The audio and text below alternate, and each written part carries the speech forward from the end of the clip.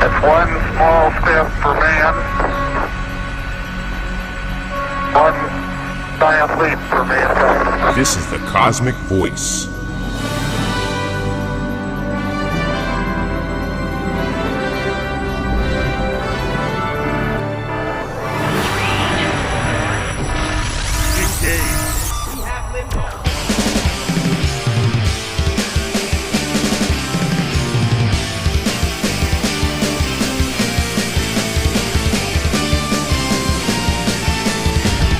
Cosmic Voice. Music, talk, and nothing but business with your hosts, Chris Natalini and Mick Michaels.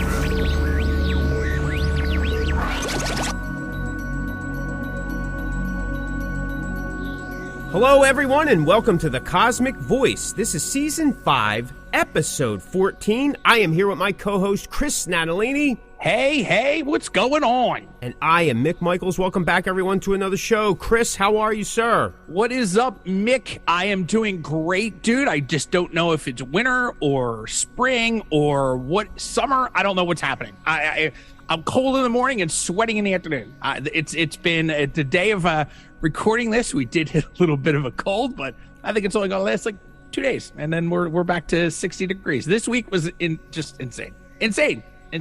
I'm all right with the warmer weather. It's just that you got to pick one or the other, because Friday was like summer, then this rain came in. By Saturday morning, it was frigid again. And then, like you said, in the next couple of days, it's going to go back into the 60s or so. But I'm okay with that. That's why you don't put your faith in a rodent. Here's the thing, right? Like one of the days during this week, I don't want to put a timestamp on it. Like, I literally watched the degree of weather outside. I watched it during my workday in my truck. I watched it drop 10 degrees within a few hours. Like, it was warm in the morning. It was raining, a little foggy. And then I literally just, every time I got in and out of my truck, the degree just gradually went down to like 40 degrees. And by the time we had our heat off, by the time I got home, my house was freezing. It's just pick one. Let's either be warm or cold. I just one of them. I don't care. Just pick one. Yeah, this morning I just put my big Eskimo jacket away. I figured, well, I may not need this I didn't need it last week. I might not need it this week. But you know it's going to happen. I know it's going to happen. I know we're going to wake up on a Friday. We're going to be booked in with 36 inches of snow. It's going to be crazy. And nobody's going to have milk or bread or eggs. Nope. Can't even get milk, bread, or eggs now. It's too. That's right. Yeah, it's too expensive. $20 a dozen of eggs. I mean, come on. It's cheaper to go for breakfast now than to make your own eggs. I mean, come on. Just get a chicken. Yeah, just get a couple chickens. Actually, speaking of which, I talked to a couple people in the past couple months that they're starting to raise chickens. Yeah, man. Because they're figuring, well, you know what, bro? Yeah. I mean, I get it. It's crazy. You get your own goat, get your own cow. I've been talking about getting a goat and a cow so I don't have to mow my grass. Now I may have to trade them in and get a couple of chickens for eggs. Well, the Easter season's coming. They start. You can pick them up roadside, them little chickadees. That's true. I could do that. I mean, listen, that whole thing, I don't know where is going or why it's doing what it's doing. And since this is not a political or a smart show, we should avoid those topics as not to make ourselves look dumber than we may is. It was like, these guys really do absolutely no research. That's right, no research at all.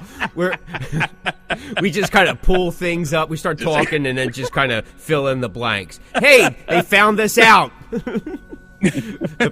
That's the real premise of the show. Write something down and make it up as you go. That's right. As long as we sound convincing, it means it's right. That's right. And thank God for editing. So that's right. That is right. Editing makes you look somewhat intelligent. You put a good bumper on the beginning and the end. All of a sudden, you got a professional show. Because the people don't hear the real show; they just hear the edited show. Yeah, they hear the edited show. Exactly. They don't hear the before and after record is hit and shut off. Oh, my gosh. Well, how about you, brother? How are you doing? Good. I'm doing well. I'm staying busy. This has been a good start to the year, both for the show, professionally, even personally. You know what I mean? Like, I've gotten myself to taking some things more in stride and not let certain things bother me. I mean, it's been a work in progress for a lot of years, but, I'm getting to that point where it's like, you know what? It just isn't worth even spending my time thinking about it to create a scenario where I start to stress about it. It doesn't, you know. Yeah. That doesn't mean that that I don't worry about certain things or that I'm not taking, you know, steps to make things correct. Like, I'm not leaving things by chance. I'm not a firm believer in that. I like to be actively involved. But if it's so much of a struggle, you know, I mean, I'm at a point where it's either yes or no. And I know we talked about it's not black or white or one or the other. There is gray area. But the thing is when you need an answer, I need either yes or no. I can't keep going up the middle because precious time is wasted, right? And a lot of that happens in this business. You know it. I know it. Yeah. You're either getting the wish-wash from a venue, a booker, or a band. It's like you're in, you're out. All I need is a yes or a no. You're not going to offend me one way or the other, but I just need to know because I need to know how to proceed. Because otherwise, other opportunities may be missed. Because anybody that's doing their business usually has several irons in the fire, right? Yeah. You would say that, Yeah. right? You put for put it sure. out Yeah. there and you see what happens and you negotiate to what the best deal will be or what's the best opportunity. And sometimes that happens with shows. Now, we're doing an international show, group of shows come April, and there was a single date that we had off, and I'm like, no, we're not going to have off. We need to work. We're there to work. And I had several dates already filled, and this date was still open. And it was a hit or miss date. And I was like, okay, you know, when I decided that we got to book this, in the span of a week, maybe 8 days, I got 3 solid offers. And we actually wound up booking the one, but then they changed after we made the deal, they changed the deal. And I'm like, I'm sorry, maybe that happens here, but I can't, that's not what so I canned it. I said, I'm not even going, the fact that you did it after the fact, I'm not even going to acknowledge. Yeah, that's already it's bad already news. Yeah, done. Because God knows what happens when we actually get there and then Get we're there, held hostage in a basement. You know what I mean? Listen, you never know, right? London No, Leather you're right. Boys. You don't know. I can't. You You're right. never know. You don't know. So I'm not even sure what the song is about, but when you think about it, who knows? So anyway, then I had the other 2, and we're going back and forth. They both said yes, and then we worked out the deal, and then they both started to kind of backpedal, like quickly, and like I'm not exactly sure. It's like I left this up to you. You guys make the decision. What was comfortable to you? Because for us, this was a pickup show. Right. Right? You were there anyway. We're passing right by. I figured, man, we're there. Why not? So we're back and forth. Finally, I said to both of them, I said, look, here's the deal. Somebody's going to say, well, a week really isn't a lot. Well, a week is a lot of time as you're getting closer. A lot can be accomplished in a week. A deal can be made. I gave them both. I said, look, it's yes or no, and I need to know by a certain time. Yeah. So, and I gave them both the opportunity, whatever, and the one came through, and I just clicked that box, and I said, all right, we're done. Signed, sealed, delivered. Probably even faster than they expected. They already had tour posters and press and everything within, I don't even think they finished clicking okay, and it was already in their inbox. So I was ready to go. So anyway, but I'm at that point, right? It's got to be yes or no when we're dealing with the final. And I don't want to stress about it one way or the other. So I'm learning to let go of some of that stuff. And I figured, you know, if it's no, it's no. That's fine. At least I know where I'm going. If it's yes, well, there you go. Kind of like what we said in that last episode about you put it out there, see what happens, and if it happens, it's great. It's a positive. We'll do something with it. If it doesn't, it isn't going to change the situation. It isn't going to make things worse. So I'm not really losing anything. I would lose if I didn't give it the shot. Didn't try, right? So that's that's my thinking. That's all. That was the long way around to your question, and I do apologize. Maybe it would have been easier to talk politics and make it up there. Everybody else does it. No, I hear you, bro. Trust me, I get it. I totally understand. It's become the way of the world. Like, because of the communication has expanded. I mean, listen, it's fantastic. You can communicate with anybody, anywhere, at any time, in a variety of ways. You couldn't do that when you and I were kids. No. If you pick up that phone and it wasn't a local call, my grandfather was going to chop my hand off. Is that long? Like, as soon as you pick up the phone, you didn't even dial it. Is that long distance?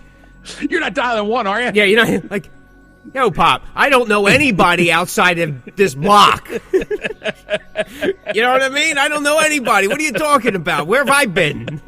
At least you served in the war. I haven't done anything. You know what I mean? It's so funny. But the problem with all that communication is there's a lot of wish-wash. People, you know what I mean? You got email, you got text, you got messenger, you got WhatsApp, whose app, on app, this app, that app. Kiss this, don't kiss this, whatever.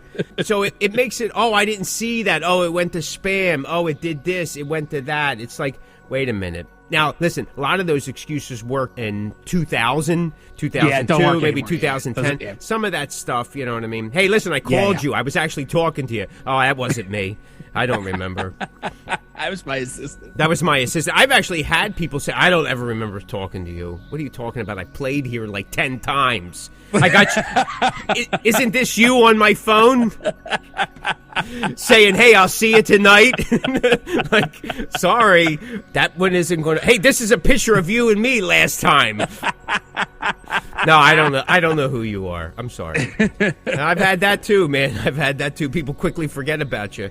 But well, yeah, that's for sure. Yeah. That is for sure. I don't know. Anything else? You got anything else happening? No, brother. No, nothing, man. Nothing at all. It's Russ the Boss. This is Stephen Pearson from Rat, the Rat Bastard. You're listening to the Cosmick Voice. All right, well then let's get to the topic of the show. Yeah. Tonight's topic is artist collaborations. Are they worth it? Artist collaborations, are they worth it? Just in case you don't know what a collaboration is, it's you working with someone else, maybe outside of your band or duo or production, right? Maybe it's a different person, different writer, different producer, different artist, different musician, different anybody. Somebody that's not in your normal work scope. Chris, what do you think? Artist collaborations. Give us the skinny. Well, to be honest, man, I haven't really done a lot of collaborations. Obviously up until you and I, started working more frequently and closer together. I don't necessarily know if you want to put collaboration. I don't know if you want to put that in as, a producer while you're recording your record. A guy goes, hey, maybe we should change this riff, or let's approach, this part of the song like this. I mean, that, if you want to consider that a collaboration, then yeah, we've just changed. I think we've said it before. I've said it before in an earlier show. Like sometimes, I think we talked about it recording. I think, there have been times in my career where, we're recording a record and the guy, producing or engineer goes, hey, let's try this instead of what you guys are doing here. And sometimes works, sometimes doesn't. But if you want to call that a collaboration, yeah. But for the most part, I haven't really, up until the here and now stuff, like I didn't, that you kind of created, never really did a collaboration. I mean, jumping up on stage with some friends and doing a cover song, but, never an original. There have been times in my life where people have asked, but it never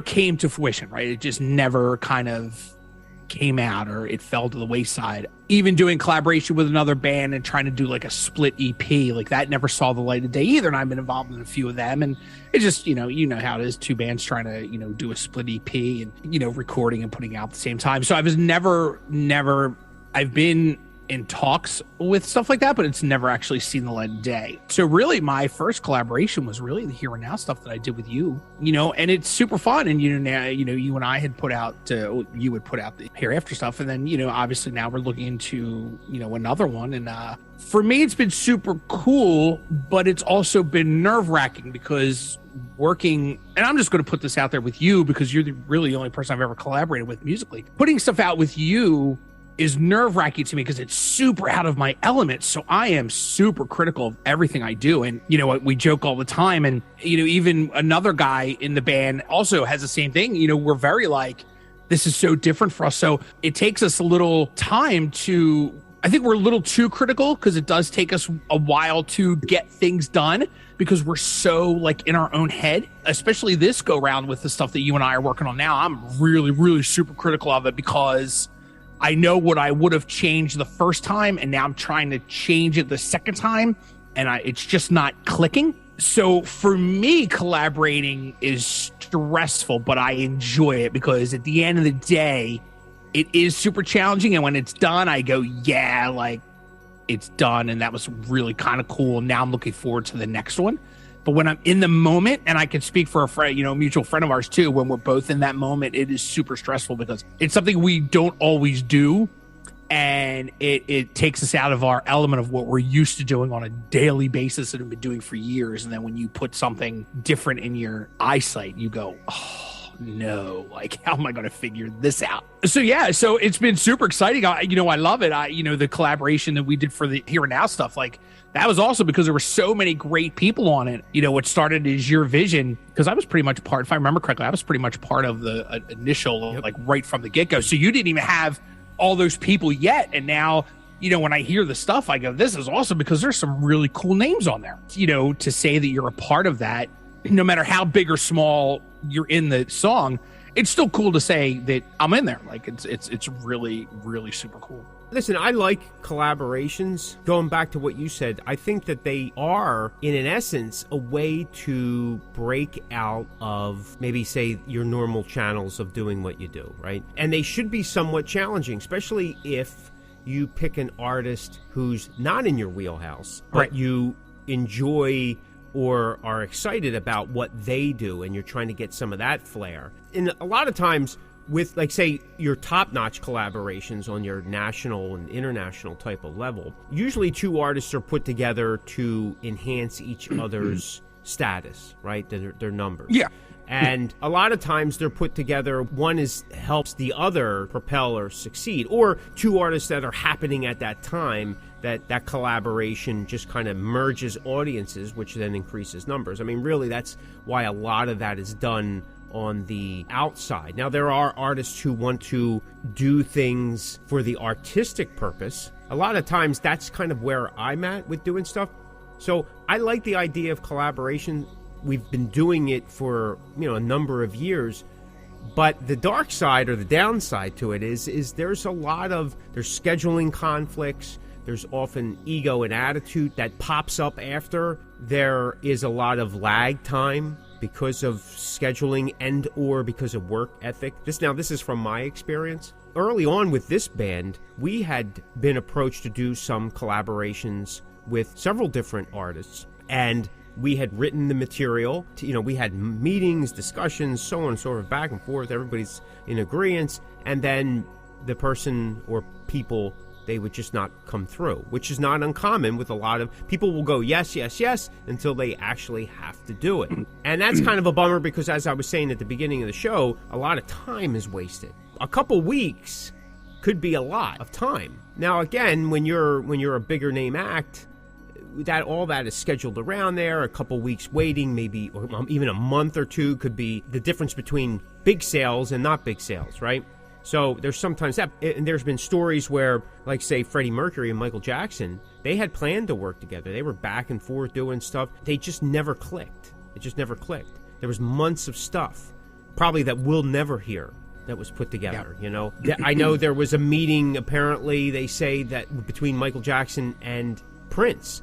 But Prince never really wanted to work with Michael Jackson. There was a lot of attitude, apparently. If you read some interviews and you listen to some of the commentary that both of them, more or less on Prince's side, had said. So sometimes what may have been, like, say, at that time and this is my opinion, but I'm pretty sure other people would agree, at that time with Prince and Michael Jackson, that would have been an unbelievable pairing, market-wise, right? I mean, the numbers would have been, but egos and other things just wouldn't allow that to happen. So if that's happening on that level, it's happening on the smaller levels as well. But there's always been an exciting, I've had this several times where we've started these collaborations, and I've always said this, when I sign on for something, I have to see it through. And if I have problems along the way, I let people know. I try to be as transparent as possible. I want to do my best because I gave them my word. And to pull out of that it just doesn't look good. Maybe that's just the genetic makeup of how I do things, the model, the business aspect. I don't know. Maybe it's just me. But like we talked about earlier, it's easy for people to go, I'm not going to do it now, or they ghost you. Speaking of the here and now, when we were putting this idea together, you were one of the first people I asked, and I figure I'll just start going from the people that I know already that I would want to work with. And this was our opportunity because we tried several times in the years prior, and it just never seemed to work out. Like, not for a lack of trying, it just schedules this and that and the other thing, because you've been busy, I've been busy. I get it. The fact that we're here today in season 5 doing this podcast, to me, demonstrates that when we finally got to work together, it produced good stuff. Like, the outcome was good, which then propels you to, hey, let's continue this route somehow.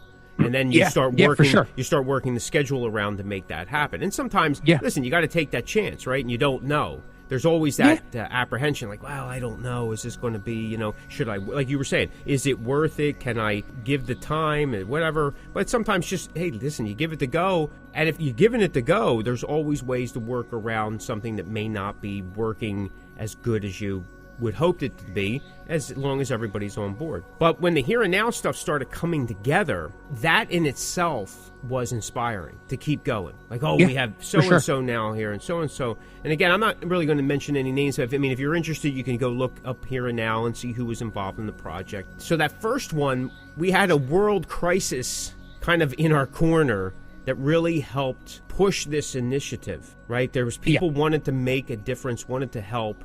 So it helped getting that collaboration on board. When we went to do the second one a year later, I guess it was maybe 8 months. We started after the first song, we started planning the second song. It was much harder because people were in a different state of mind. Maybe people were more angry. People didn't want to give away their time and talent for free. We had a lot of people sign on, and then when they had to come through in some bigger names, they just ghosted us. Yeah. And at that minute before midnight type of stroke, we had to make a call and say, well, listen, it's not going to be what we were just planning it to be. The song's still a solid song. We're going to go this route. And that's what we did. Yeah. We actually were planning a third one, and we had some people already on board. And if you remember, fortunately, that one never got past that stage because we wound up having people sign on, and then within a short time, they backpedaled, and it became harder and harder and harder to do so. The song was recorded, and everything was pretty much turnkey for everybody just to put their parts in, but it just didn't finish where it was supposed to go. So sometimes there's that issue that you'll often see with collaboration, especially on our level. Right, on that indie level, because maybe not everybody has the same standard, the work ethic, or the ability to. Like, there's people that want to do stuff, but they just don't know how to go about doing it. Right. And in some of these collaborations, like with Here and Now, which was kind of more of a charity thing, everybody's basically donating their time and talent. That means they have to figure out a way to record that isn't going to cost them too much. And then sometimes, again, on our level too, it's a lot of musicians do things for free, because it's the opportunity to work, to get it out there, because you don't know what's ever going to happen. But there are certain artists that won't do that. They won't touch it if they're not getting paid. And I understand that. I get it. But you also have to understand that if it isn't a charity thing, well, there's that trade-off. If you're being hired, well, that's a different story. If you're being asked, that has to be kind of determined up front. Like if I contact Rob Halford to sing on my album, I don't expect him to do it for free. Right? It's a different thing. But if I grab somebody that's local or regional to the scene that I'm in and say, hey, would want to whatever, well, if we're kind of on the same level, there has to be an understanding. Now, I'm not saying that asking for money is a bad thing, because it's not. Listen, you want to get paid and you can do it, man, more power to you. But you'll have to decide, as the person that wants to collaborate, well, am I going to pay this person? Do I make the decision that, hey, I give you something in return? And remember, payment doesn't always have to be money. It could be, hey, listen, I'm going to give you top billing on this. I could do this for you. I have these kind of numbers. You don't have to pay for the recording. You can come into my studio. You don't have to pay for any marketing. You're just appearing on here, so it's not going to cost you anything but some time. Yeah. Well, some people are like, okay, that's not bad. Or there's other trade-offs. Who knows? I mean, you can, again, the deal is open to whatever you want. Unless somebody goes, look, I need $100,000. Well, okay, bye-bye. You are listening to The Cosmic Voice with your hosts, Chris Natalini and Mick Michaels.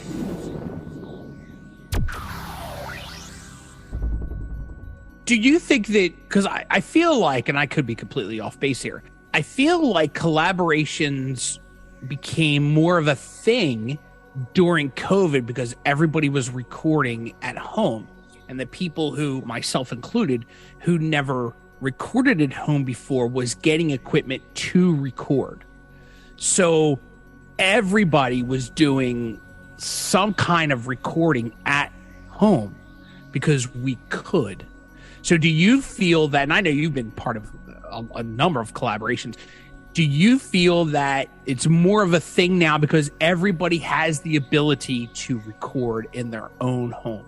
Yes. File sharing's been around for a number of years, right? A lot of your top guys have been doing file sharing. I mean, I watched a small documentary a number of years ago about Black Veil Brides. They did a lot of file sharing for their last couple albums. You know, a lot of guys had these in-the-box studios at their house, and they were, you know, a lot of things were being done digitally. I mean, they were doing drums in a studio. Sometimes maybe the vocals would go into the studio. But a lot of the guitars, bass, a lot of that other instrumentation was being done. So there were a lot of file sharing. Because of COVID and what happened, you know, in its wake, opened up the doors to a lot of us in the trench artists to be able to do this more so. Because we realized, oh my God, we could perform at home and maybe get paid for it, or, you know, reach an audience. Because prior to COVID, I never heard of Zoom. It was around, but I didn't hear about it. Right. But now it's like, you know, if you had hindsight, you could have bought stock in it, and then the world shut down and Zoom went out literally went Zoom. So, but I do think that it's created an opportunity in a sense that people were like, well, because we had nothing else. Like, what are we going to do? Right. So for those that weren't home recording or didn't have the equipment, in the last 3 years, I would venture to say 85% of those people that didn't have it decided to get it, or some form of it, because they seen the benefit. Now, I'm not saying everything is a top-notch recording. I'm not saying that, you know, everything's a low-level recording. You have everything in between. Some of that is equipment, technology, but you could have the best technology and still not know what you're doing. Or you just don't have the ear, you don't have the skill set, you don't have enough time in, right? It gets better as it goes along. Yeah, but I definitely think that it's opened up new doors and new possibilities for artists that, like, you know, I don't have to wait around. I don't have to go into a gigantic studio. Listen, if you really think about it now, and I was just having this discussion the other day with my drummer, that the quality of music, and when I say quality, I mean right now I'm talking production quality of music, has dropped or decreased in the last 10 years anyway, even at the higher levels. You're getting some albums out there that don't sound good.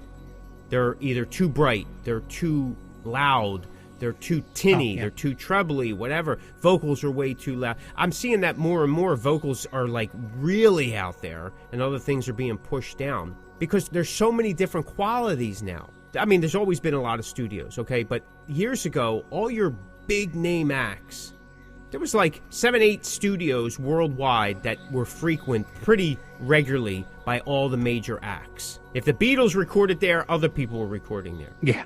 In LA, down in Tennessee, you name it, okay? All over the place. My point is those same places, people wanted that sound, they knew the quality, so you were getting a lot of consistency across the board. Now, everybody has a home studio. Everybody's file sharing. You record at your home studio, which may sound fabulous. You send the files to my home studio, which may be a little wonky. It doesn't matter how good those tracks are because now it's matched to the system it's on. So you're getting all these different qualities. You're getting qualities of mastering, different levels, different whatever. And there's been statistically, there's critics that are saying that most people aren't even paying attention to the bad quality of the MP3 because they've gotten used to listening to crappy quality. They're not listening on major speakers, right? I have an old stereo system, okay? It's about 30 years old. It's in primo condition because, you know, in our day, the stereo was like your, right? It was your concert hall. So everything that you had to it was quality. The receiver is so heavy I could anchor my boat to it. All right. Nowadays, you know what I mean? Everything's like super thin and whatever. But people are listening on little earbuds. They're listening through Bluetooth, which decreases the signal, right? Yeah. They're on your phone. Some phones sound better than others. My phone, it seems like no matter what song I listen to, they've taken out the bass. Like my phone won't allow bass. So it's always like, well, where's that bass guitar? But then you listen to it someplace else and you hear. So that's what I mean. People have gotten accustomed to a not so good sound. This is what a lot of critics have been talking about. And so then there's this carefree idea that we don't need as high quality as they used to do with the metal plates and all back then. You know, they were cranking up volumes to get the burn on those plates so the music sounded incredible. You're not getting that nowadays. Like you said early on, collaborations are a challenge. We talked about this in a couple episodes briefly in passing. You know, you want to break out of some norm that you may be in or some rut that you may feel you're in. Sometimes a collaboration can do that. I could tell you 1,000% that the collaboration, no matter how stressful it is, it definitely gets you out of a rut. And I could tell you that by 1,000% from a personal outlook. It definitely gets you out of a rut, for sure. Yeah, I would agree. I did a collaboration a number of years back, actually, early on in this band, with an artist out in Mexico. Big thrash band down there. So I was kind of excited to work with him. The band's still around. They're still huge down there. They actually, in the last couple of years, were able to come through America. So I was kind of excited. So we worked together on a song. I wrote the basis of the song, and then he also played on it. We wrote the song together. And the funny thing is he wrote it in Spanish, which then I had to have translated, and then we worked the song and massaged it. It was originally released a number of years ago, and then a couple of years ago we were taking stuff that we had kind of alternate takes, alternate versions of songs that we never completed. We decided to put that together on an EP, finish them songs that just didn't see the light of day, so to speak. And this song was brought back up, and we took some alternative takes of it, and we changed some things around. We put new drums. The first time we did it, we recorded it with our first drummer, and then we came back and then did it with Mad T.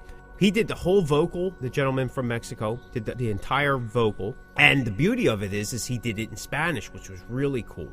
Oh, that is really cool. Yeah. So we wound up chopping everything up, and we redid the song, and we used bits and pieces of the Spanish part in the song. The song's called Shining Water, and it's really cool. I like it. It's an odd song, but to me, the element that has the Spanish part into it is really cool. And that just kind of opened up different doors for us in terms of writing and how we went about working with other people, especially in a way that language was a slight barrier. Yeah. It wasn't, but it was. Because sometimes the translation wasn't as exactly or didn't flow the same way if you said it in English. Because Frankie wasn't going to be doing Spanish. All right, but we all struggle with English, let alone trying to throw in a second language. So, but that was probably, in my opinion, for us, this band, that was probably one of our very first successful collaborations that we were able to revisit and get even better results the second time around.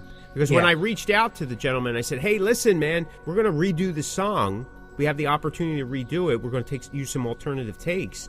I got the clearances, everything, And I said, I'll share it with you and all this kind of stuff. We had it all mastered and stuff. And he loved it. He just loved it. It was really cool, and I'm going to go back to Here and Now. Like, I got to work with some people that, when I was a kid, I was listening to on albums. And I was, and the fact that I was just floating on air, that the fact that, oh my God, this person's doing my song. Like, my song, like, that's amazing. Like, I mean, I can't even, I was having, you know what I mean? And then I'm on it, and and every time I hear it, I'm like, wow, that's just an amazing thing. And it puts the perspective of, like, how great and magical music is. And like you were saying, if it gets you out of that rut, was it easy? Heck no. We were, at the time, we're doing it while the world was shutting down. We're dealing with everything personal and professional all at the same time. And it was stressful. It was stressful for everybody. But it was inspirational, too. And I know we got a lot of feedback about it. It really pumped up a lot of people. I think there are pluses. There's some downsides, and you got to be prepared for it. For me, waiting around, and, for other people to come through, artists sometimes, they make it hard. Definitely. Because I took more of the engineer-producer, so I'm trying to keep everything working and keep everything moving. I think we talked about this on air. The other problem that we were seeing is that sometimes, and we were just mentioning it, is the quality, right? Some people would send back a different... So we were trying to maintain the best quality that we could, but you can't be telling people, like, listen, hey, I need you to get a $700 mic, and I need you to get this. You know what I mean? Especially at a time when nobody could go outside and nothing was being, So... That was a major workaround for several artists just to get to that point. And then on a engineering stance, you were just trying to get it unfortunately, that saying, we'll fix it in the mix or we'll fix it in, post, had to be used quite often because you either get it or you don't get it, right? So we had to make a choice. Okay, I'll get it and we'll figure out what we could do. So there was a lot of compression and cycling through tracks as we cleaned it up. So there could be a lot of work involved. But I think you need to know that. And as we talked about before, if you're going to collaborate with somebody, work everything out prior. Like map it out, right? Have a plan, expectations. Because a lot of times artists will go, yeah. And then nothing happens, or they're returning something that you aren't exactly happy with. But if you don't let people know the expectations, what's expected? This is what I'm going to give to you. This is what I need you to give back to me. Can you do that? Yes or no? Right? Yeah. And sometimes that's a shock to artists. Oh my God, I had to sound good on that one.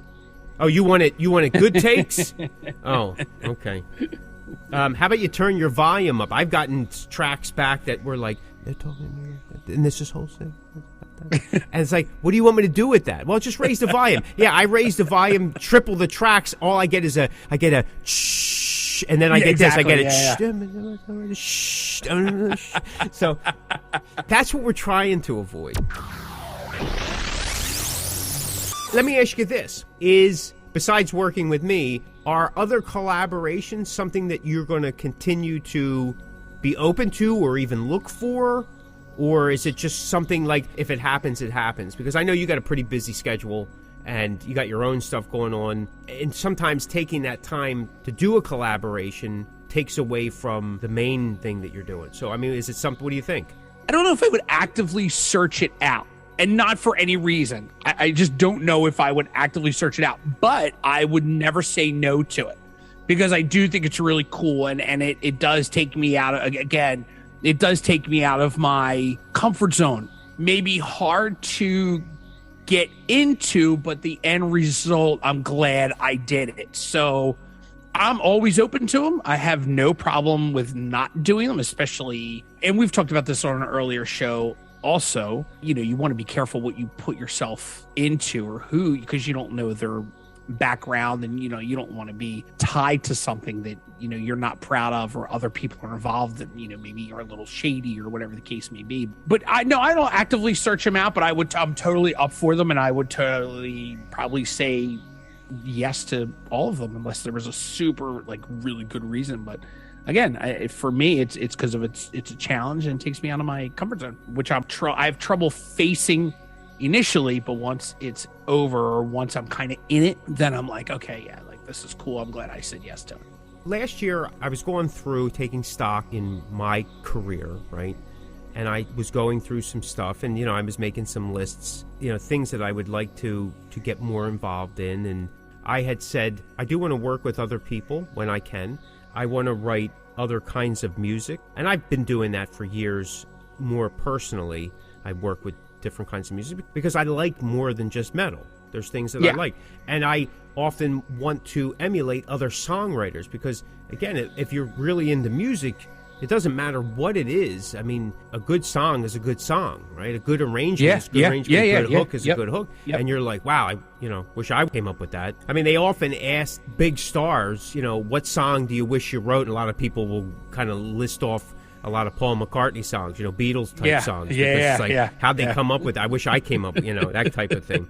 So, and I get it. And that's often why I'm kind of digressing here, but that's often why bigger artists will cover other songs, because it's a song that resonates with them.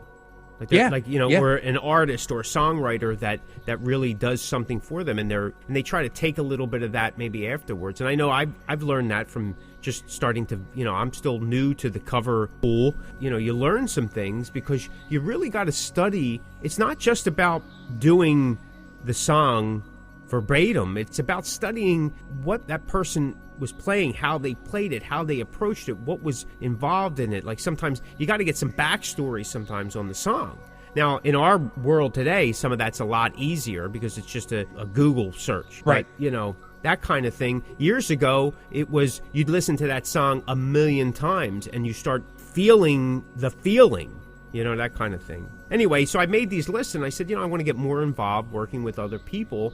And this was one of those things, to go back to our last episode, that I just put that out in the universe. I wrote some things down, but then I put the energy out into the universe, and I said, well, if it happens, fantastic. If it doesn't, that's okay, because I got enough stuff going on as it is. Right. And right, I've been right. getting things where I'm working with some other artists. I'm doing some writing. I'm doing some playing. I'm doing a little bit of both. I've been doing some light producing and engineering. So I just put it out there and see what happens, which has given me confidence to move forward into some other writing styles that I want to give a shot to. So why not?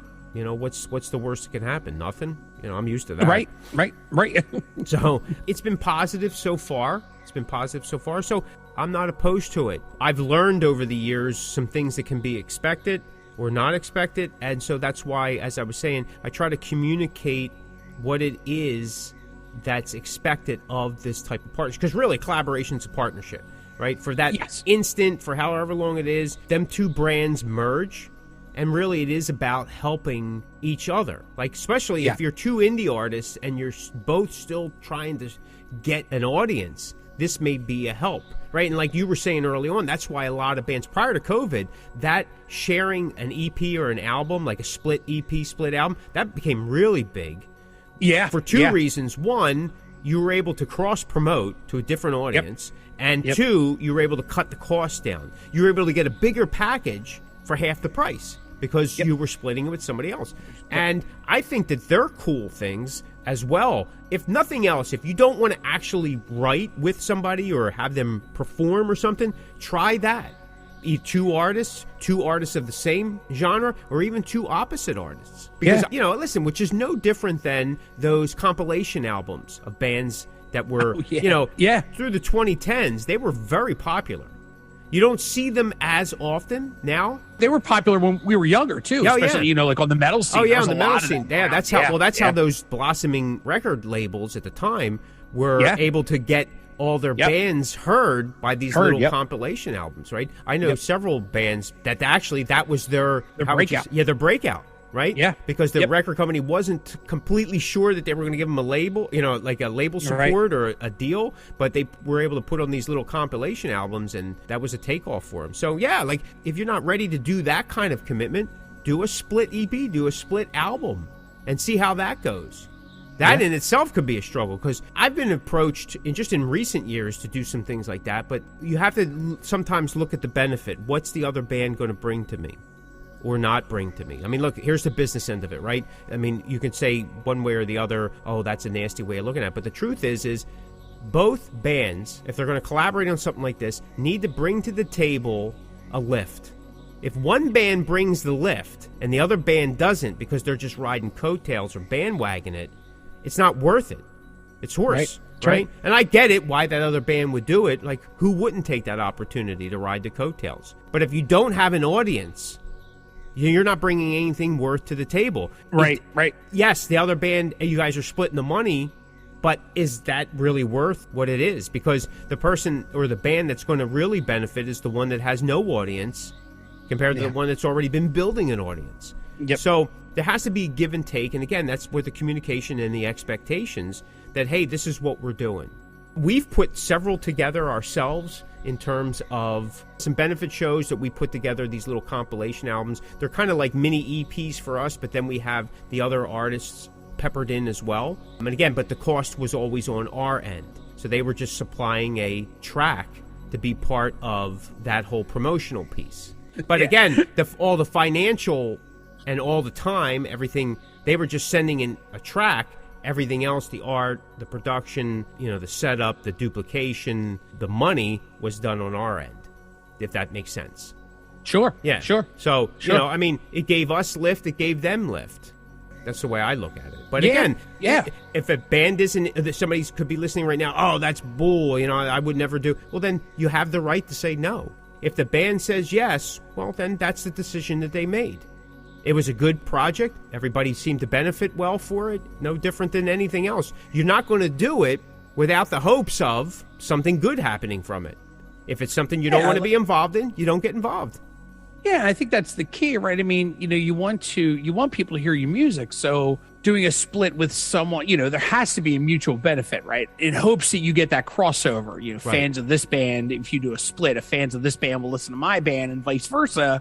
And you hope that it's almost like kind of playing together, when you go, we're going to hook up with this band and play, and hopefully our crowds will, crisscross, and that'd be a really cool thing. I mean, yeah, at the end of the day, we're still calling it the music business. So you have to benefit from it, right? You have to. You can't just do it to do it because you're spending money and time. So there has to be some kind of benefit from it. Unless you don't care. If you want to do it because you just want to do it, then that's cool too. But for the most part, you want to benefit from it. And the other half of that split, artist, band, whatever, they want to benefit from it too. Absolutely. And I think going back to where we said that a lot of the those compilation type of downloads or CDs or whatever, I think that with the rise of Spotify and playlists, there's no real point to do them because anybody could put these things together now. Yeah. Right? Yeah. So true. Yeah. prior to, 5, 6, 10 years ago, production houses or whatever, or promotional companies would put together, maybe 10, 20 bands from all over the world. Sometimes it cost you to be on them, sometimes it didn't. And with the decline of physical media being as profitable as it once was, in the mass scale, and with the digital downloading streaming platforms, there's no point to really do it. Right. I don't know, Bud, you got anything else you want to add? No, I don't think so. If you're willing to do a collaboration and you're going through the hoops with it, just communicate what you want, what you expect, what you don't want. See what happens. It's always worth a shot. The worst you could say is no, and nothing happens. And the best that you could do is, like Chris was saying, you cross-promote your audiences, you get a greater awareness, you get a couple likes on Facebook, maybe some sales, who knows? But you learn something in the process. If you like that episode, check out some of our other episodes at www.thecosmicvoice.com. Step into the Cosmic Verse and fill that void. Thanks so much for listening. This is The Cosmic Voice. Be sure to check us out at thecosmicvoice.com. Like and follow us on Facebook at The Cosmic Voice. You can find The Cosmic Voice everywhere you listen to online podcasts, like Deezer, Google Podcasts, Apple Podcasts, Spotify, Anchor, Stitcher, and so many more. Okay, folks, that will do it for another episode of The Cosmic Voice. Mick and I would like to say thank you very much for tuning in, and we will see you next week. You're listening to The Cosmic Voice. Music, talk, and nothing but business.